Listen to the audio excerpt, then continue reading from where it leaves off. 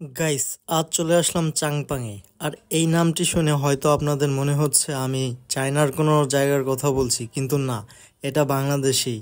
So চলুন আর সময় নষ্ট না করে চাংপাং থেকে ঘুরে আসি। সো গাইস, আসসালামু আলাইকুম, I am back again Munshi Mohammad Rifat here. Guys, Changpang হচ্ছে অ্যাকচুয়ালি একটা রেস্টুরেন্ট এবং এটি গোপালগঞ্জ জেলার কোটালীপাড়া থানার ঘাগর বাজারের পৌর কিচেন মার্কেটের দ্বিতীয় তলায় অবস্থিত। রেস্টুরেন্টের ভিতরে ঢুকতেই চোখে পড়লো বাচ্চাদের জন্য কিউট দুইটা রাইড, আর রেস্টুরেন্টের ভিতর লাইটিং গুলো অসাধারণ। তাছাড়া স্বল্প পরিসরে খুব সুন্দরভাবেই সাজিয়েছে রেস্টুরেন্টটি। আমার সাথে আমার 3জন বন্ধু আসছে। সো এখানে এসে ওদের অনুভূতি কেমন ছিল চলুন ওদের মুখ থেকেই শুনে আসি। হ্যাঁ বন্ধু নাইম, এই রেস্টুরেন্টে আসার পরে তোমার অনুভূতি কেমন শেয়ার করো।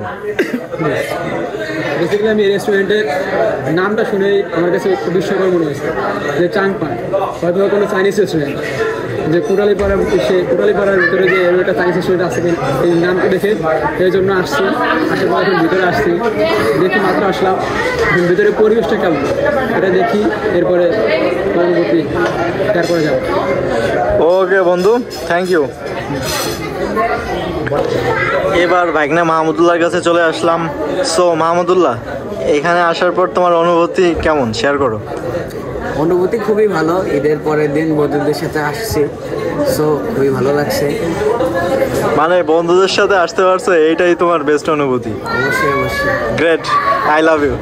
I love you too. এবার আমার বন্ধু আশিক, গরিবের মিলিয়নিয়ারের কাছে চলে আসলাম। সো আশিক, তোমার অনুভূতি শেয়ার করো।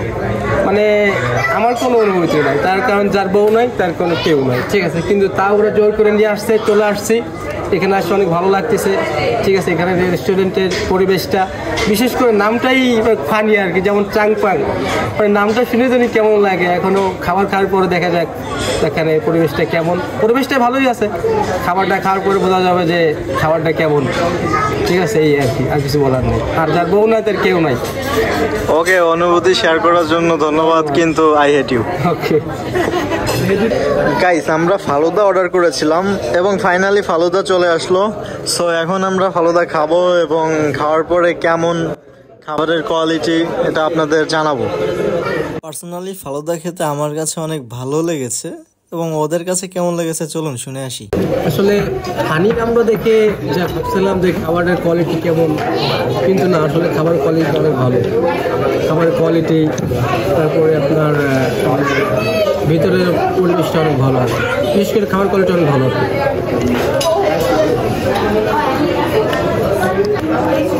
আশা করি খাবারের কোয়ালিটিটা জাস্ট ভালো অর্ডার করেছি, এটা টেস্ট করলাম, এরপর ভবিষ্যতে আশা করি টেস্ট করবো।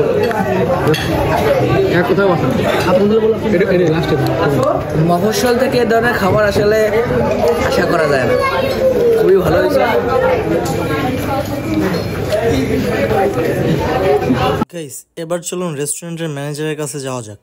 গাইস, এখন রেস্টুরেন্টের ম্যানেজারের কাছে চলে আসলাম এবং ম্যানেজারের কাছ থেকে একটা রিভিউ নিব, এখানে সার্ভিসটা তারা কেমন দিচ্ছে। সো চলেন।